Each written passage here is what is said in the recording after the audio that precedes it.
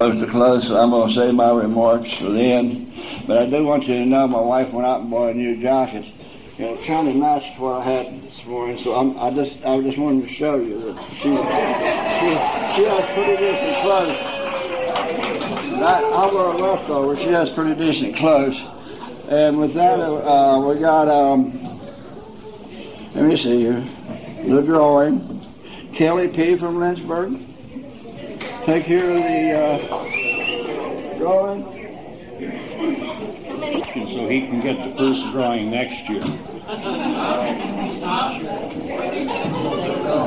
Well, good morning, everybody. I'm an alcoholic. My name is Morris Packard. I'm from Fond du Lac, Wisconsin. My home group is a Wednesday night closed meeting. You got to get used to the people in Wisconsin after you move back there. This is a closed meeting called the Open Door Group.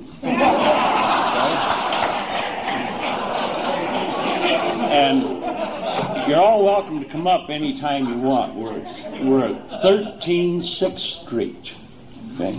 If you have a problem finding it, just remember it's 2 doors down from the main pub.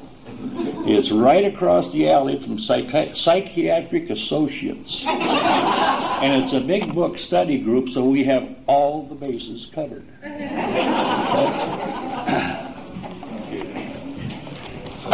I'd like to really welcome you all this morning. You know, it's nice to be back here. For those of you who wish, would you help me open this meeting with the Serenity Prayer, please?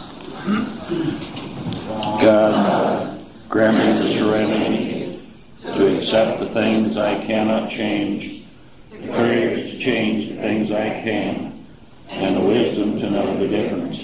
Amen. Alcoholics Anonymous is a fellowship of men and women who share their experience, strength, and hope with each other that they may solve their common problem and help others to recover from alcoholism.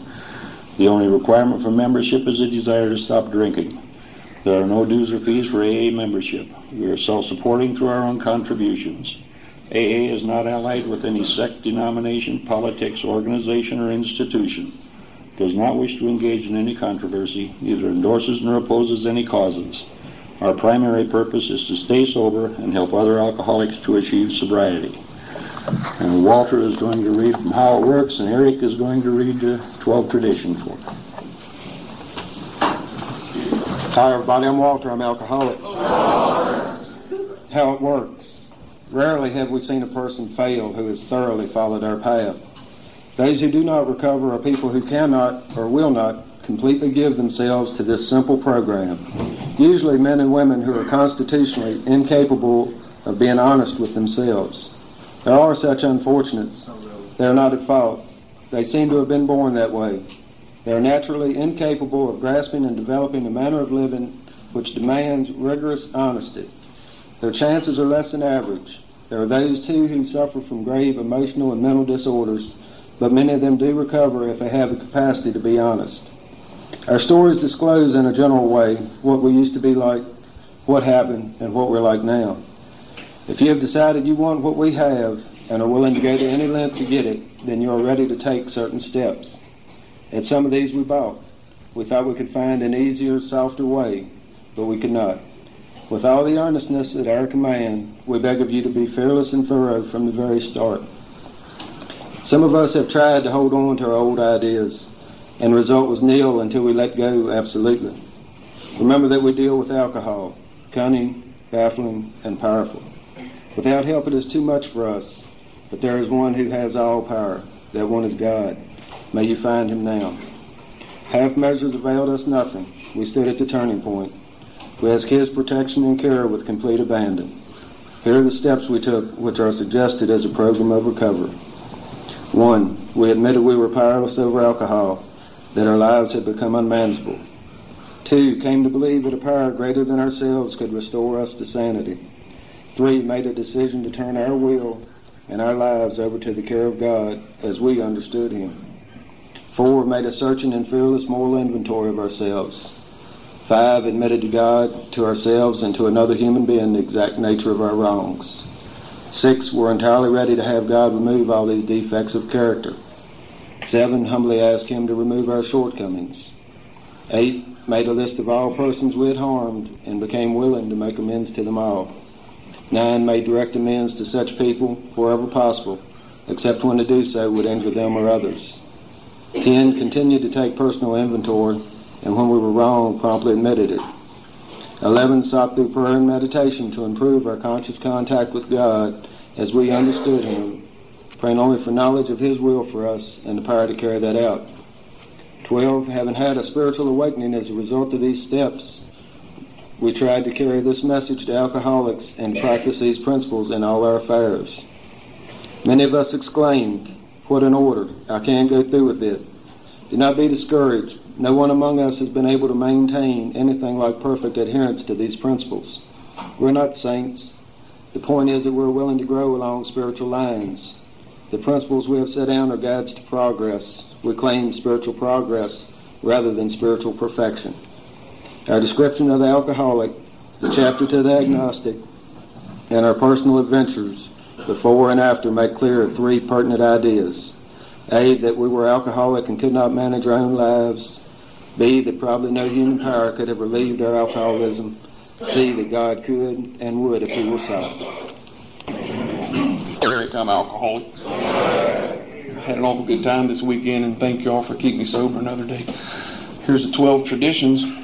1, our common welfare should come first. Personal recovery depends upon AA unity. 2, for our group purpose, there is but one ultimate authority, a loving God as He may express Himself in our group conscience. Our leaders are but trusted servants, they do not govern. 3, the only requirement for AA membership is a desire to stop drinking. 4, each group should be autonomous except in matters affecting other groups or AA as a whole. 5, each group has but one primary purpose, to carry its message to the alcoholic who still suffers. 6, an AA group ought never endorse, finance, or lend the AA name to any related facility or outside enterprise, lest problems of money, property, and prestige divert us from our primary purpose. 7, every AA group ought to be fully self-supporting, declining outside contributions. 8, Alcoholics Anonymous should remain forever non-professional, but our service centers may employ special workers. 9, AA as such ought never be organized, but we may create service boards or committees directly responsible to those they serve. 10, Alcoholics Anonymous has no opinion on outside issues, hence the AA name ought never be drawn into public controversy. 11, our public relations policy is based on attraction rather than promotion.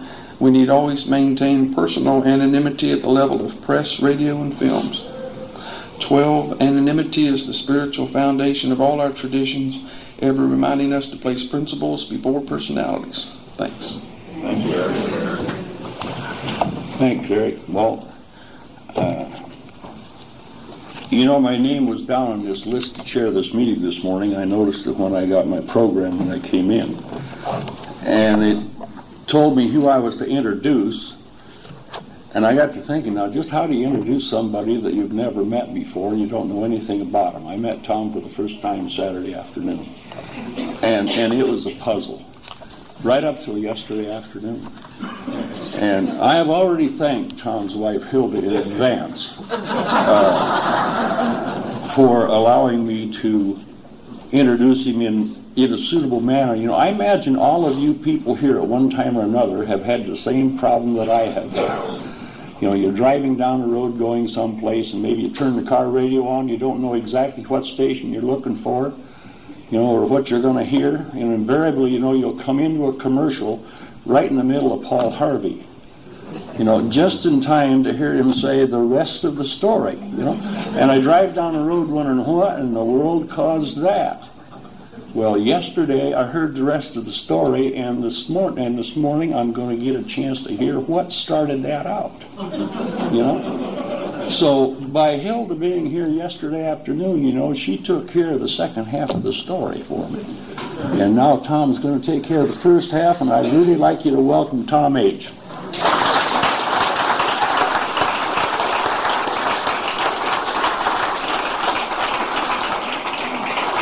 Lordy.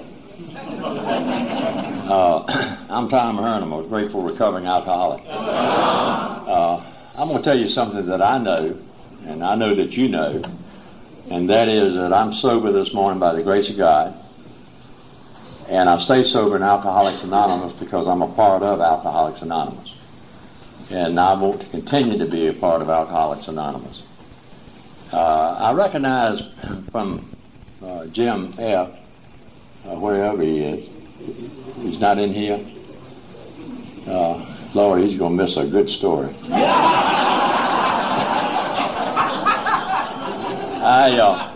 But I recognize one of my character defects in Jim, and that is, Mary Ann just confirmed this, and that is that I have a terrible tendency, and some of y'all that know me pretty well and have known me for a number of years, is that if it stinks, stir it some more. And I picked that up from Jim as soon as I met him after about 30 seconds, that if it stinks, stir it some more. I'd like to thank the committee for inviting Hilda and I up here. This has been a nice experience. And I'd also like to thank Sandy and Jim and Hilda for their talk and sharing with us over the weekend. It meant a lot to me, and I'd like to thank you for that.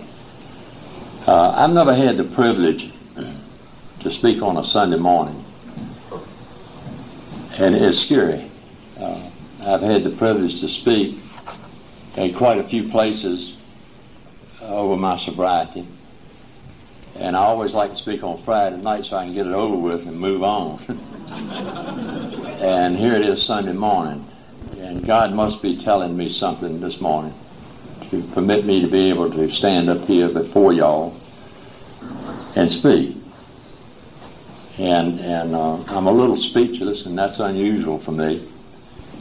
I don't usually get speechless, but I am speechless this morning. I think the theme of this conference up here, happy, joyous, and free, I've seen that ever since I've been up here, since about 4:30 on Friday afternoon. I don't think that I know, in fact, that I haven't been to a conference or roundup or a convention over the number of years since I've been in AA. I've seen so much happiness and so much joy, and so much freedom. And that makes me feel good because I know that that's what it's all about.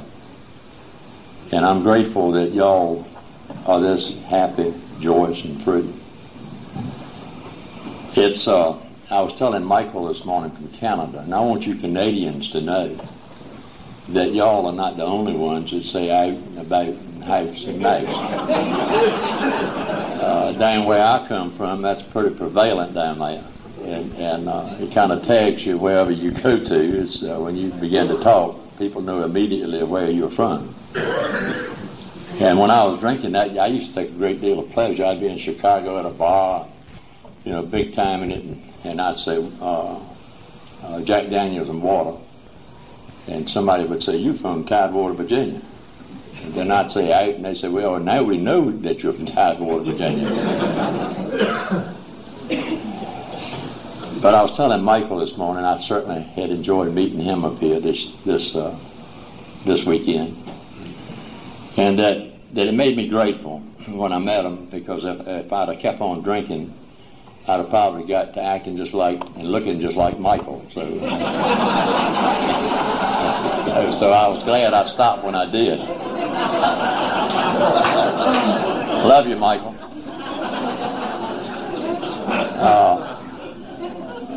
I reckon I could put everything into context by just saying, in the big book of Alcoholics Anonymous, and I know that all the answers for my sobriety is in that book. And as Bill sees it, as AA comes of age, and the 12 and 12, is that my answers are there, but I could stand up here and tell you that I am a real alcoholic. And you would understand what I'm talking about. I wouldn't need to say anything else about where I came from. And I'm supposed to tell you what it was like, what happened, and what it's like now. Now, I'm not going to stand up here and tell you this morning. I'm going to try to cut my drunk story short, because every time I do that, I go on and on and on. But I've got my conscience over here. And when she begins to stare at me, it's been long enough. So I'll try to be very brief. I've got to ride home for about 4 hours with her in that car. and I don't want to get... I have a terrible tendency. My mouth gets me in trouble all the time. I've got a fast mouth. And it gets me in trouble all the time. Jim, you identify with that, don't you? It gets me in trouble, and so I have to be sometimes quite guarded on what I'm saying. I was born and raised in Suffolk, and it's a little small town, and I came from the wrong side of the railroad tracks. And that bothered me for a great number of years, because I wanted to be one of those, whatever. I don't know what it was I wanted to be. And I wanted to climb this high mountain and get on the top and see all the sunshine and really everything be fine. And I did. I climbed that mountain. But alcohol took away that view and that scene and being on top of that mountain quickly for me.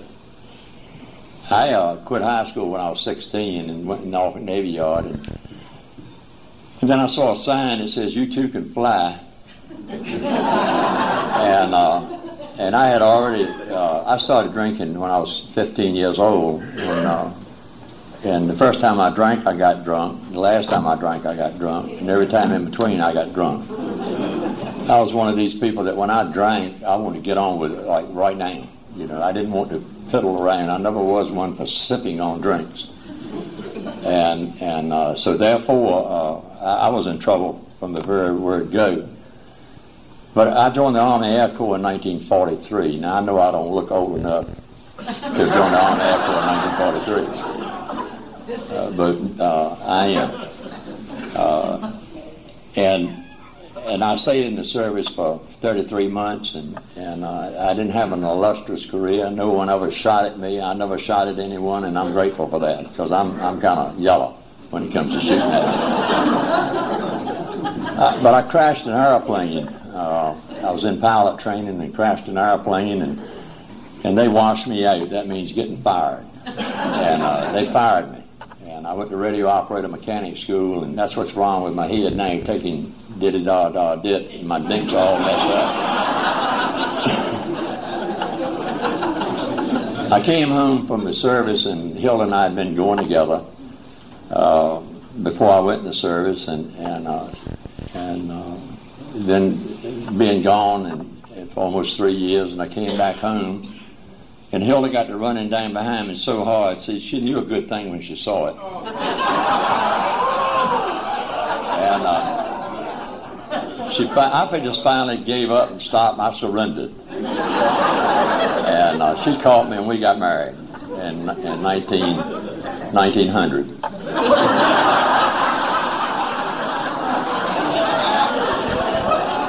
Hilda told you yesterday we've been married 51 years, and that's a miracle. It's a miracle. And I thank Al-Anon for my sobriety, because I really do believe Hilda came into Al-Anon 2 years before I came into Alcoholics Anonymous. And if it had not been for Al-Anon, I would have never gotten to Alcoholics Anonymous. And I'm grateful to Al-Anon. I don't crack jokes about Al-Anon.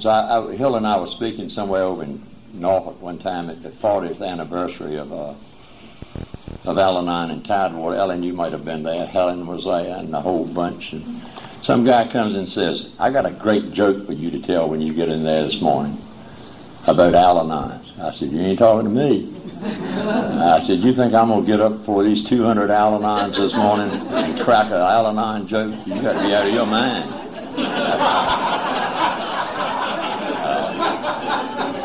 No way.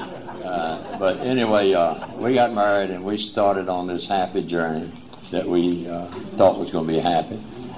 And we began to have children. We have 4. Hilda referred to these boys last night as our. Usually she gets up here and says, "my boys." But we have 4 sons, and you know, they were all affected by alcoholism. I know that alcoholism is a family disease. I have no doubts about that. Hilla's got this saying is that, if you get sick together, you get well together. And I believe that from the bottom of my heart. But anyway, we started out, and I didn't do much drinking, but every time I drank, I got drunk. And we used to go to dances.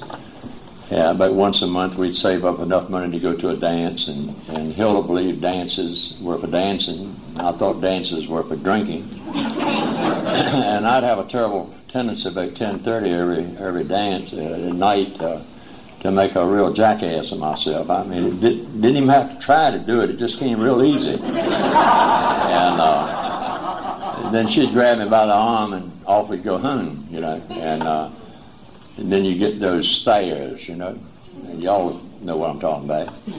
I remember one night we were at a New Year's Eve party, and I was pretty well drunk out. And I said before I left, I went and stood underneath the mistletoe, and I said, "Okay, girls, this is your last chance to get me before I leave." And this little girl came up and gave me a real sweet kiss, and Hilda didn't like that. And she grabbed me by the arm, and off we went home. We got in bed, and she's way over here, and I'm way over here, and she's angry with me. And I said, "Honey, don't you know that I've only got eyes for you?" And nothing else. And that just broke the ice, and then she, forgave me again, I think. But anyway, when I was 27 years old, I was working in a meat packing house as a shipping clerk, and I had a job offer to go to work selling. And I like people, and I like to sell. I like the challenge of it. And I took this job, and as the money began to increase, my drinking began to increase. Alcoholism is progressive. And I don't have to read that in the big book, or mine doesn't have to tell me that. I know that from my own personal experience, but it just reinforces what I already know. And whereas I'd been drinking about once a month, it was drinking once a week. Then I was drinking 3 days a week. I would never drink on Sunday. You see, I'm a Southern Baptist. And we don't do things like that. Not out in the open anyway. And then it was 6 days a week.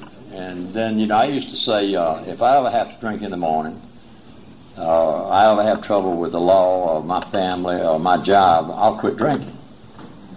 Well, you know what happened. I started drinking in the morning, began to have trouble with my family. Hilda used to call me some of the most endearing things that you can possibly imagine. Alcoholic was one of the nicer things that she called me. Hilda tells you herself that even though she didn't drink, she was squirrelier than me. I'd drink and pass out in the floor. Now, Hilda didn't tell this complete story last night, and I'll tell a little bit about this. I'd been sober about 11 years, and I would encourage anybody that's relatively new in the program, keep coming back, because you're going to learn things if you stay sober long enough that happened to you when you were drinking. And we were going across the James River Bridge, and it's about a 5-mile bridge, and we're listening to this tape of a talk that she had given down in Nags Head, North Carolina, at the Gulf. And I heard her say, I used to play Jump Over Daddy. I'm getting very intent. And I'm thinking, then she says, he would pass out in the floor, and I would jump over him, and as I jumped over him, I'd kick him in the ribs. I said, Bill, I can't believe that. She said, well, you keep coming back, and you're going to learn some other things. But I'd get up the next morning, and my ribs would hurt me so bad. And but I have forgiven her. I've forgiven her. I climbed the ladder of success pretty rapidly in this business that I was in. I was the man that owned this company. I was his fair-haired boy.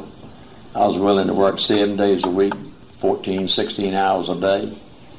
I did a good job, and I had almost absolute freedom. But I began to run into problems. And with my drinking, I did a lot of traveling, and when I was out of town, and younger, I'd drink all night and roam the streets and go back to the hotel and take a shower and shave and get dressed and go again. And that was the name of the game. And it didn't seem to bother me, but later on it bothered me quite a bit. I was always a bourbon drinker, and I thought that was what you drank. I always threw the cap away. I didn't like to didn't like to drink out of it with ice in the glass. And eventually I just did away with the glass and drank it out of the bottle. They say keep it simple, don't they, mind? That's what I did. But then I switched to vodka. Can't smell vodka, I always thought I had a lot of class. There's a couple of things that indicated to me I didn't have much class. When I drank, I didn't speak very well. I used to have a serious speech impediment. Don't talk good now, but back then they didn't have self-service liquor stores. You had to go in and order your booze across the counter. Well, I had known for years, or I thought I knew, is that Smirnoff was the best vodka you could drink. And I couldn't, usually when I went to the liquor store, I'd had 3 or 4 drinks, and I couldn't pronounce Smirnoff. So I'd order Gordon's vodka, so that shows you how much class I had. But Hilda said, if you drank as much vodka as I drank, when you got in bed, it would come out of your pores of your skin, your toenails, your hair roots, and everywhere else. And I never could smell it though myself. But things began to get bad in 1967. That was a bad year. I was on an airplane coming out of Chicago, and I'd had a couple of shooters that day, and I got on the plane, and I had this nice leather briefcase, and my boss had just given him, and the stewardess come by and said, "Mr. Hearn," said, "you must be an important person." I said, "I am." I said, "But how did you know it?" She said, "Well, anybody's got a nice leather briefcase like that, it has to be important." I said, "Yeah, but there's a bomb in there." Alcoholics like instant attention. I received instant attention that day. But alcoholics have also, most everyone I've ever met has got a pretty fast mouth, and we're pretty convincing. And I know an Al-Anon that's a real dear friend of mine, and we alcoholics are known as con artists, and Pat says that we're not con artists, we're charming people. And we can charm you out of your shoes if you want to, And I began to turn on the charm with the pilot and the stewardess and the engineer, and I talked myself out of it. I told him, I said, "Can't you see I'm kidding? I'm an old Army Air Corps veteran. I've flown, this happened to be on a Capital Airlines flight, and I said, I fly Capital 5 or 6 times a year. Well, this was, fortunately for me, or unfortunately, I don't know which, it was just before the bomb scares began to become prevalent. So they let me go. But when I got to Norfolk and landed and got in that car, you know what the first thing I did? Took a drink. I have a friend that says trouble ain't trouble once you're out of it. And that was my philosophy. I don't care whether I had to buy my way out, talk my way out, get out of it. It wasn't trouble anymore. It was over and done with. It was through. I'm not going to tell you some parts of my story. The big book tells me I don't have to tell you everything because my wife is here. And it used to be when we'd get in the car after I talked and we'd get home, start at home, and get back 5 or 10 minutes from the meeting, Hilda would say, "I never heard you say that before." And I'd say, "No, probably won't hear me say it again either."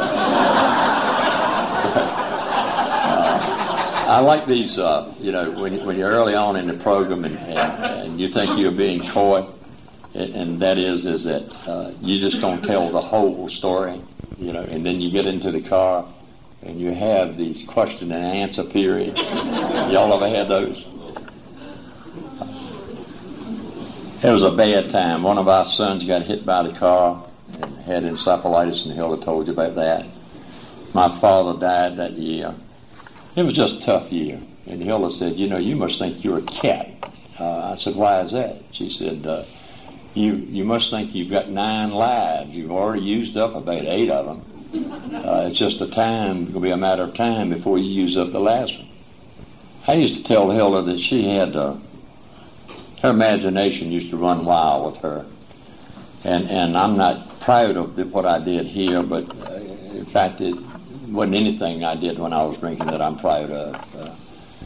But I used to convince Hilda that she was crazy. I wouldn't tell her that she was crazy. I'd convince her in a very subtle way that she had lost it. She was crazy. And she'd say, well, maybe I need to go to the psychiatric unit. And I said, yeah, well, honey, I don't know what in the world I'd do if you're not here. And she'd go, I'd take her to the psychiatric hospital, and they'd put her in there and lock her up. I would never go back. I'd leave her there. And I'm not proud of that. And that happened more than one time. In fact, the last time it happened was right down here at Radford. But I don't want to forget that, some of those things that I did. Because they tell me that if you forget them, you're doomed to do them again, and I don't want to do those things again. In 1971, the company that I was working for, I had become the number 2 man in the company. And I was making a lot of bucks, and they merged with a company twice as large as the company I was with, and all at once, where I had been number 2, I was number 442. And, the resentments, the anger, it was not fair, all of that rose to the surface. So what did I do? I drank more, and things got worse and worse and worse. And they wanted to transfer us up to Christiansburg, up the western part of Virginia, to take over some stores. So we moved up there. And I used to say we had a nice home, but Hilda said yesterday, and I agree with her, it was a snake pit. She was on the top level, sick from the disease of alcoholism, and I'm on the bottom level, drunk. And we stayed there a year. I know what insanity is. You don't quit a job that you've been on for 22 years, making the kind of money that I was making. But I quit this job. Of course, it was probably about 2 steps before getting fired. And I took a job in Richmond at half the pay, and my drinking was getting worse and worse. And I quit that job on Christmas Eve. Now, sane people don't quit jobs on Christmas Eve. And I took a job over in Petersburg, at less money than I was making before. And by this time, I want you to know that I'm an alcoholic. I don't have any problem identifying for the fact that I'm an alcoholic. But I got hung up on prescription drugs, too, because I needed to ease the pain of hurting the next morning when I couldn't drink. And I believe that you could take Valium and Thorazine all day and stop it at 3 o'clock and drink at 5 o'clock, you'd be all right. And that's what I did. And I remember getting out on 95 to go home. The next thing I remembered, I was up in Chesterfield County, and I had wrecked the car. And the state trooper said, are you drinking? I said, of course not. I said, I'm on prescription medication, and I've lost my eyeglasses, and that's the reason I'm stumbling all around everywhere. And he said, well, he arrested me for drunk driving. And my mouth was all busted up, and I wouldn't go to the hospital, so they, of all things, took me to jail. Now, I want you to know that wasn't the first time I went to jail, but I went to jail that night. They wouldn't let me out. And the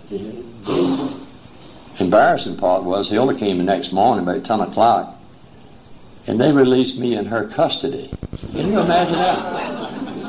And I told Hilda on the way home that morning, I said, I'll never drink again. How many of y'all have said that? and meant it. And I meant that. I was humiliated. I was embarrassed. You name it, and I was that. So anyway, 2 days later, I was drunker than I'd ever been. Let me tell you, I went to the moon before the United States government ever thought about sending anybody to the moon. I'd go out and a couple of times I even went out to Mars, and I could have told them it wasn't in the life out there because I circled around out there quite a bit. But anyway, things got bad, and we have this tendency to know when people are ganging up on us. And I kept hearing Hilda talk to her brothers about my problem. So I knew I heard them say they were coming over one morning, and they came over, and I was sitting. We had a big round coffee table, and I had opened the Bible up, and they came in and said, I said to them, I didn't give them a chance to say anything as I remember it. And I said, I'm glad y'all came over here because I've realized that I've got a problem with alcohol and I need some help. I said, and I opened up the Bible this morning and turned to the 29th Psalm, and it says, and he lifted my feet out of the miry clay and set them upon some solid rock. And I said, I need a solid rock to set my feet on. Well, next thing I know, Hilda had me in the car taking me to Washington, D.C., to this high-class drying out joint. That was in 73. And I got up there and he'd shoot you in the butt with B12 and give you Librium and orange juice 4 or 5 times a day. And in a week's time, I had a remarkable recovery. I recovered. My normal weight's about 167. I weighed 142. See, when I drank, I didn't eat. Y'all going to be blessed this morning because my voice is going to play out. Anyway, I was supposed to have gone up to Melwood Farms in Maryland, but some of y'all might from Baltimore tonight know where that is, for 28 days. But I harangued Hilda so much, she took me back to Richmond. And we got back to Richmond, and I went to my first AA meeting in March of 1973 at St. Paul's Episcopal Church in Richmond. And they had 2 speakers. They'd have a speaker, and then they'd give out chips and have another speaker. Well, I put my pinstripe suit on, my white shirt, and my necktie, and shined my shoes, and I went down and picked me up a white chip. I gave an inspiring talk that I wasn't going to ever drink again. Thank God for the patience and tolerance of people in Alcoholics Anonymous. Thank God for our 3rd tradition. Because if it hadn't been for those things, I wouldn't be here today. I'd go to meetings and be disruptive, not physically, but verbally, and just, stirring it up. And all y'all would say to me is, when I get ready to leave, keep coming back, Tom, we love you. And I hated that. I didn't want to come back.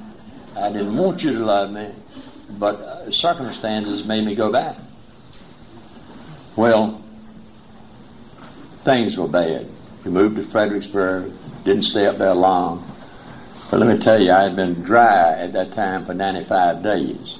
But I went to this church down in Richmond, incidentally, on a Sunday morning, and Southern Baptists had this invitation. And as soon as they started playing and singing, I grabbed Hilda by the hand and drug her down in front. She needed some salvation too. And the preacher said to me, Tom, you got anything you'd like to say? What alcoholic has ever turned down an opportunity to say anything? And I said, yeah, I'm a recovering Christian alcoholic. There's about 500 people that morning in that church.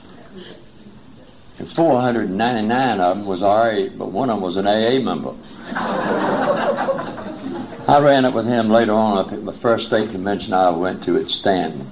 And he reminded me of that.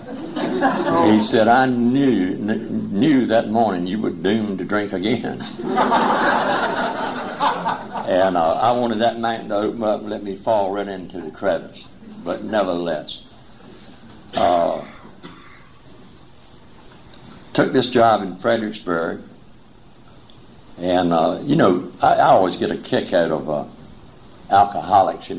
I heard when I came here that we were above the normal intelligence of normal people, And I thought that. But let me tell you a couple of little episodes that happened when I was drinking. I used to say I puked a lot. Well, I've gotten better now. I say that I retched a lot, trying to clean up. Hilda was gone, and I had gone and bought me 2 pints to take me a drink. That made sense, didn't it? And I got drunk, and I had to retch. And so I went up and into the upstairs and was sitting on the edge of the tub, retching in the commode. And it got pretty hectic, and I fell backwards in the bathtub. And there's my butt's in the bathtub, my legs are outside, and I had a problem. I couldn't get out of the bathtub, and I became angry. And you see, I was trying to pull myself up. You're sober today. Go home and try to do that. I guarantee you that you can't do it. And finally, it occurred to me that all I had to do was take my legs and put them back in the bathtub, and I could get up. So that's what I did. And I haven't fell in the bathtub in a long time. It never ceases to amaze me. And I'm not being critical of anything up here, Jim. But we become, when we're drunk, we lay in the gutter, we wet on ourselves, we puke on ourselves, we go to jail, we get in fights. We do all these crazy things. Some of us even run the car over and sink boats, But we do all these crazy things in Alcoholics Anonymous. But when we stop drinking, everything's got to be 5-star, I come up here, and I've got a room without a shower. First thing I notice, I don't have a shower in this room. How am I going to wash my hair? Well, simple, you can wash it in the bathtub. Take a cup, rinse it off, Hilda says, well, what are you going to wash your hair for? I said, I can't go out with dirty hair. Have you ever been, to a convention and see some irate, recovering alcoholic raise all sorts of cane over nothing? The coffee's too cold, the coffee's not strong enough.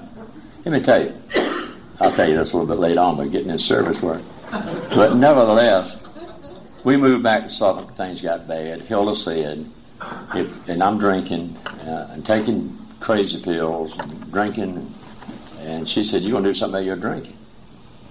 And I said, I had been sitting in a chair, in a reclining chair, for a number of days and drinking and trying to figure out how to live, how to die. I wanted to die, but I didn't know how to do it in a gracious manner. I didn't want to mess up my good looks. I didn't want it in the newspaper and, a prominent Suffolk citizen shoots self or whatever. So I'd take another drink and I'd pass out. I'd come to and I'd go through this thought process all again. And this went on for days and days, and I'm still not eating, and it's not a very pretty picture. I'm not eating, I weighed 126 pounds. And I had staph infection, I had sores, and I had scratched them, and had staph infection all over my head and body and on my nose and everywhere. And the only thing I would do, I wasn't very clean.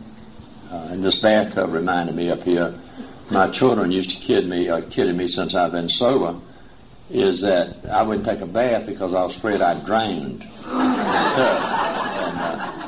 But I had this thing about I'd get up and I'd come to and I'd wash my face and hands and change my underdrawers. I didn't want to die with dirty underdrawers on. And I don't know whether any of y'all identify with that or not, but I sure didn't want to die like that. Your mama had taught me well. But she came one Sunday and said that I had to make a decision about my drinking. And I told her I didn't have a problem with drinking. She was the problem. Everybody else was the problem.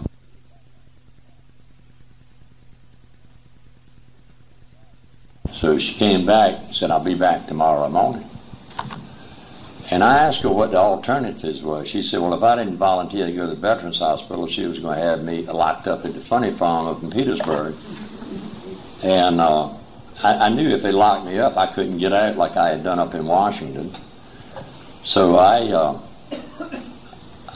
volunteered to go to the Veterans Hospital. But I got up in her face that morning and I said, let me tell you something.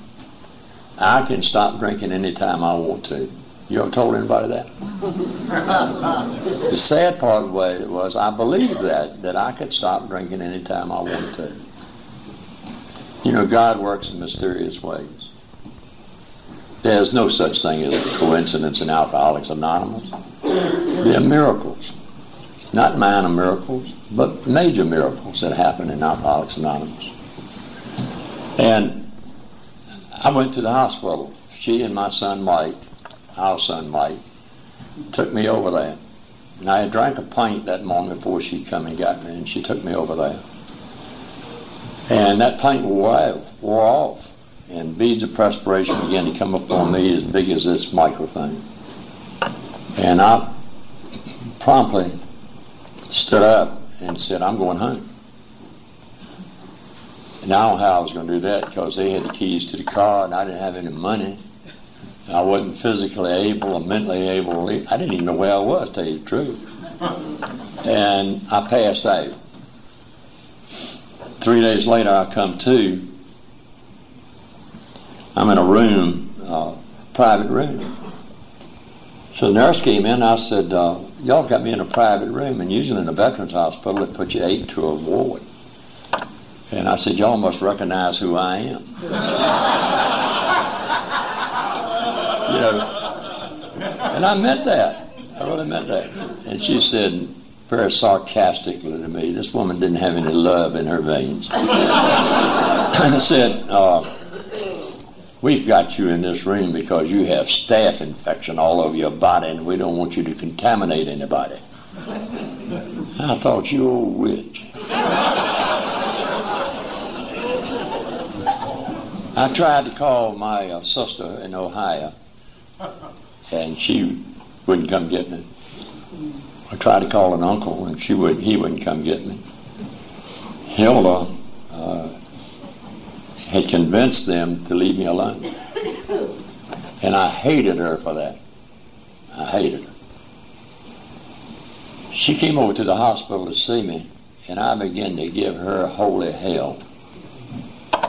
She gets up, the audacity of this, gets up and puts on her coat and said, I'm leaving. I don't have to hear this. Humility.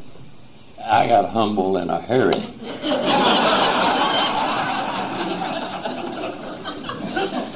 Tears began to come down. And I said, sure, but don't leave me.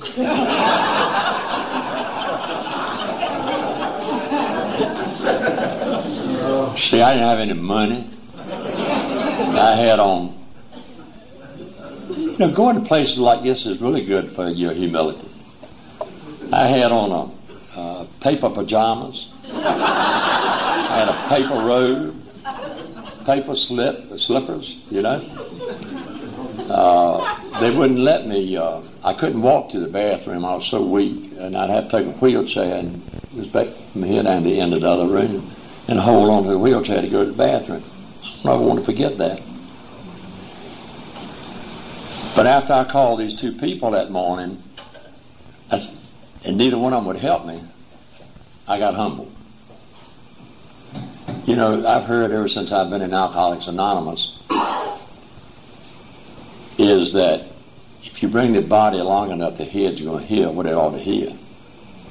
Well, I remembered the first 3 steps somewhat, not verbatim, And that morning I said the simplest prayer that I have ever said in my life, and that is, God, help me.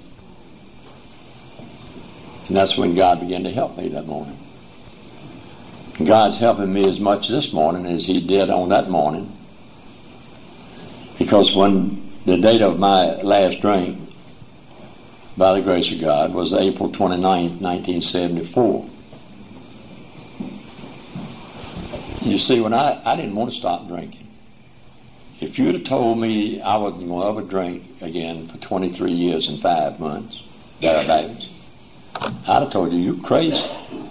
Just let me get to it and I'm going to drink it. Because I did not want to stop drinking. And here it is, 23 years and 5 months later, by the grace of God, I haven't drank. Or I haven't taken a mind-altering drug. And I'm grateful for that, I can tell you that now.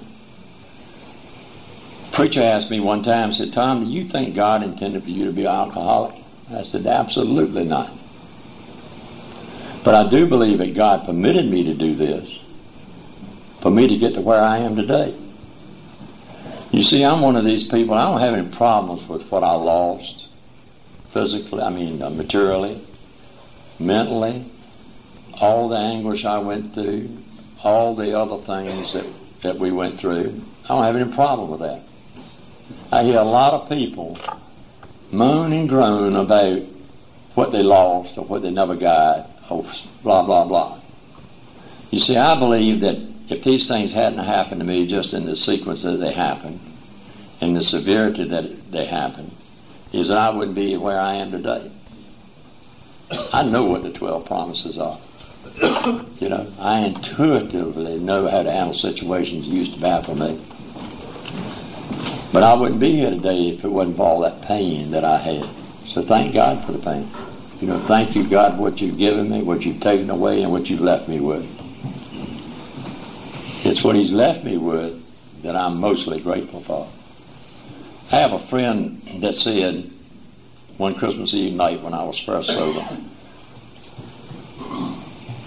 that he'd never seen anybody take drunk that had an attitude of gratitude. And I challenge you, I bet you've never seen anybody take drunk either that had an attitude of gratitude. But how easy it is to become ungrateful when you got 99 things going for you. Let me give you an example. Last 2 days of it has been perfectly beautiful, right? Absolutely beautiful. Just nice. So I said to myself this morning, there's a lot of water in the air. Then somebody said, we're going to have a storm. So I said, how come we can't have a storm after I get home? You know? And then, you know, so my dinks are still messed up in lots of ways. But I started on the journey of recovery. Alcoholics Anonymous is a fellowship of recovery. I didn't completely accept the fact that I was an alcoholic until I had been dry for almost a year. One of the greatest places to confront anybody is in a speeding vehicle running about 60 miles an hour down the highway, and somebody pops you with something and you can't get out. You can't tell them to shut up if it's their vehicle. And this boy told me one night, and I'd been dry almost a year, and he said, Tom, why don't you get honest with yourself and accept the fact that you can't safely take a drink of alcohol and get on with it. And I said, what is with it? He said, the 12 steps of Alcoholics Anonymous. I could have, if he hadn't been driving, hadn't been in his pickup, I'd have hit him with a 2x4. But I thought about it. I went home. And I started working the 12 steps. 2 other fellows and myself started a big book study group in Suffolk a little over 22 years ago, and the group's still going on. Has been the most meaningful thing that I've done in Alcoholics Anonymous, is participate in a 12-step study group, a big book study group. Not only do we study the steps, but we study the traditions every November. You know, it's sad But when we into the traditions, the attendance of that meeting cuts in half. You ever seen that? Cuts right in half. We don't stay sober on the traditions. We stay sober on the steps. But really look at it if you think that way. But anyway, things began to get better. I'd been sober 5 years, and I lost my job. I was 54 years old. And I said, God, this is not fair. Yeah, I've been a good boy for 5 years, and I don't have a job. And I'm 54 years old. I went to see a fellow by the name of Larry Lale. He doesn't mind me using his name. And Larry set me down in a beanbag chair. You know, and Larry's a little guy, about 5'6", 5'7". Well, he did that for a purpose, so he could look down on me. And he said, "You are angry." I said, "You bet your life I'm angry. It's not fair." I said, and here I am, 54, sober 5 years, don't have a job. He said, "Do you know why you're angry?"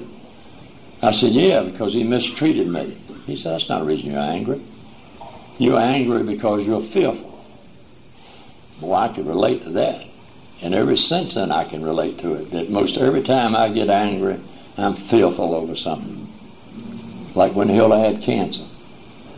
And they came out and told me that she had cancer. And here's a girl I've loved for a long, long time. And immediately, I thought about Hilda dying. So the doctor said, "What do you think?" I'm not going to tell you what I said to the doctor because I was angry. The preacher came. I'm not going to tell you what I said to the preacher. I was angry. An old fellow by the name of Ed Culligan, who's now passed on, came up to see me and said, "I want to talk to you." I said, "I don't want to talk to you. Just you sit over there if you want to, but keep your mouth shut." So he sat over there. About 4 or 5 hours later, I accepted the fact that I was powerless over what Hilda had. The longer I stay sober, the more convinced I've become is that acceptance is the key word to everything. Now, I used to think that I had to approve of something to accept it. Al-Anon lady told me, he said, "I didn't have to approve of it to accept it." I said, "But Gertrude, I'd be, my values are too high. I'd be compromising my values if I accepted it and didn't approve of it, and approved of it." She said, "Oh, no." So acceptance is a key word with me today. And I accept those things that I can't change. As you can see, that was about 12, 13 years ago, and here he is. It seems like I have problems with fear, particularly when it's with my family. It happens to me, I'm not really fearful because I accept God's grace and I accept God's will. You know, every morning I get up, I thank God for this day and for my sobriety. And I ask Him for the knowledge of His will and way for me for this day and to grant me the wisdom and the power to carry that out. Now, I'd like to tell you I do that every minute I'm awake, but I don't do that. But if I get off of that, you see, I've come to the point I don't like pain. And when I'm off of it, my gut's tied up 99 knots. I know I'm off of it, and I get right back to it. So anyway, what happened out of that, but Larry said to me, "You know, Tom, God never closes a door that He doesn't open another." I said, "Larry, I haven't got any money." I think I had $1,200 in the bank. Isn't that about right? $1,200. We began to talk about opening up our own business. I have a privilege today that's not granted to most people. And I know where that privilege came from. It's a privilege for a man or a woman to work with one of their children. I work with 4 of our children. All 4 of our sons. We started a business, a furniture business. And all 4 of our sons are in this business with us. Some people say, your 4 sons work for you, Tom. That used to be the case, but I work for them now. One of them told me the other day, said I was griping about something. There was 2 of them there. And one of them said, well, why don't you leave? And I said, I'm afraid y'all wouldn't pay me. The other one spoke up and said, we'll pay you more, Dad, if you leave. You know, John the Indian used to say, I'm a sensitive person, I hurt easy, and I don't suffer well. And I can get looking right pitiful sometimes, you know. But nevertheless, it's you know, I know where this privilege has come from. If you had have told me April 29, 1974, that things would have happened in Hilda's in my life, I'd have told you were crazy. Absolutely crazy. No way could they have happened. And here we are. Now, I'm not going to be so crazy. I enjoy material things. I like a nice home, a nice car, and I like to go places and not be worried about what I've got to do. But that's not really what's important. That's one of the side benefits.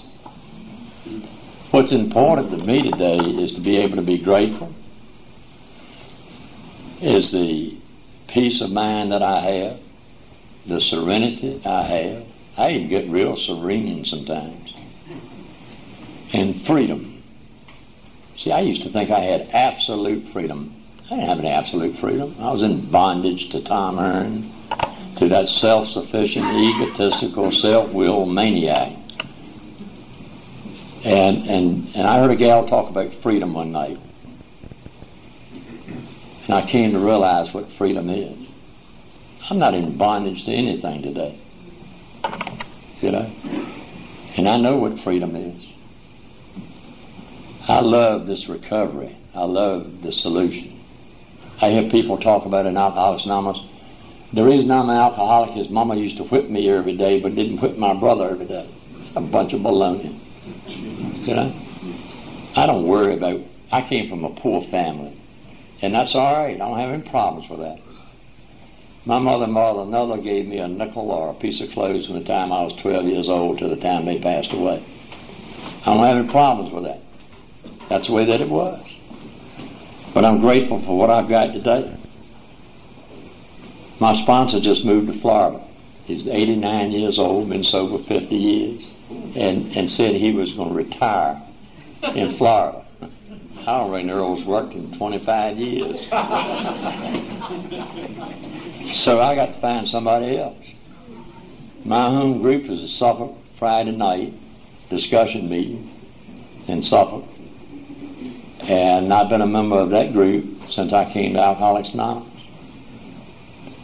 People get upset in our group about something.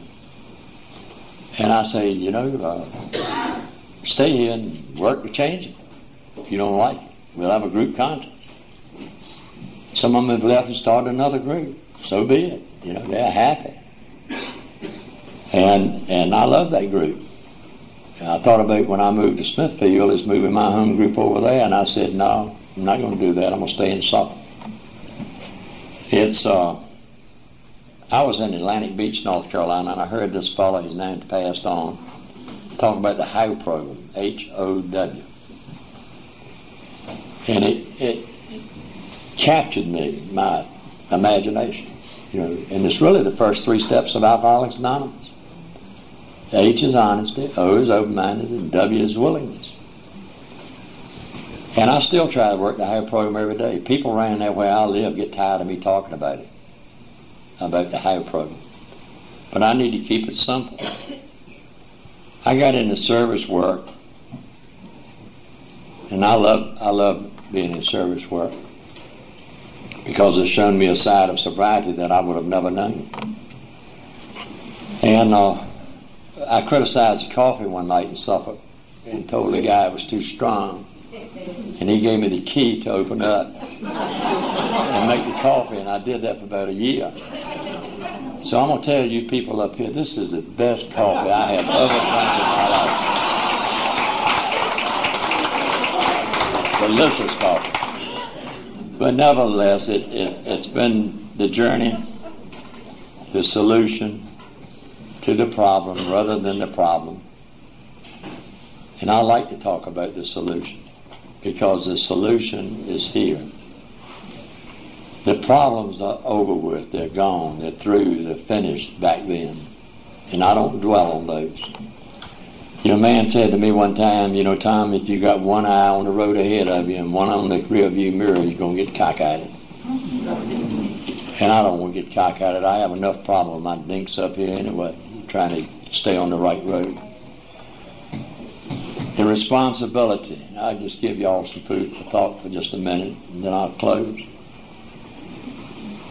You know, we have the ultimate responsibility for this fellowship.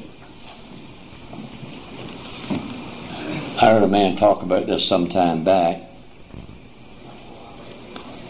You know, not only was Bill Wilson and Dr. Bob being the most instrumental in getting this program, this fellowship started, some non-AA people, non-alcoholics, have probably contributed as much to the growth of Alcoholics Anonymous as us drunks. You know, like Lois Wilson, Bernard Smith, who was our attorney for many years, and Dr. Jack Norris, and Dr. Maxwell. None of those people were alcoholics. Yet they devoted all kinds of time and love to our fellowship. Now it comes down, all those people are gone. Every one of them's gone. So where does the responsibility lie? Lies with Mary Ann, Myron, with all of us. You know, Bill Wilson said that Alcoholics Anonymous, if it ever failed, it would be from within. And I believe that. I see some crazy things going on in AA. I want y'all to know I don't have many hang-ups. I have 997 hang-ups. That's all I have. And I try to do those one day at a time too. But when I'm going to an AA meeting, I think it's about recovery from alcoholism. That's what I think about when I'm in an AA meeting. But when I stand up and they get ready to say the Lord's Prayer and they say, who kept us clean and sober today? I don't see a need for that. And then they go into our Father. I know He's our Father. I don't have to say who kept me clean and sober today. You know, it's not in the matter of being clean anyway. You know, I have a great deal of respect for addicts. I have sons that's had problems with drugs. I mean, severe problems. Thank God they don't have them now. But you know, why can't we just say our Father? Then I see this 2 and 3 step shuffle. You know, 2 steps forward, 1 step back. Hey, bro, keep coming back. You know?